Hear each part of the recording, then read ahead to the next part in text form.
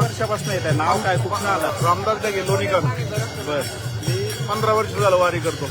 बर. काय तुमचा अनुभव वारीचा?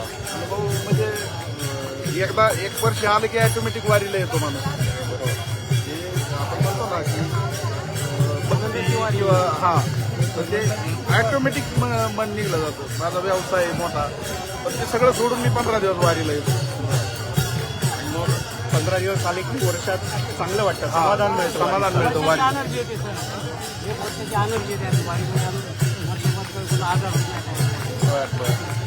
बघा मंडळी, यांचा अनुभव असा आहे, एकदा वारीमध्ये येऊन तुम्ही चाललात की तुम्ही दरवर्षी येता, तुम्हाला उत्साह निर्माण होतो, तुम्हाला असं वाटतं की वारी चुकली नाही पाहिजे. हो, वारी चुकली नाही पाहिजे. तेव्हा खूप चांगले चांगले अनुभव आहेत. मी पण पहिल्यांदाच सासवडपासून चालतोय. यापूर्वी निर्मल वारीमध्ये मी सहभागी झालो होतो काही वर्ष कार्यकर्ता म्हणून, पण यावेळेला चालतानाचा माझा अनुभव खूप छान आहे.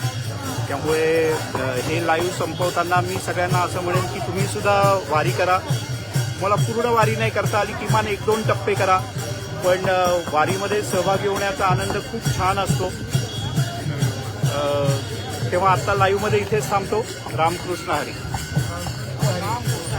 रामकृष्ण हरी.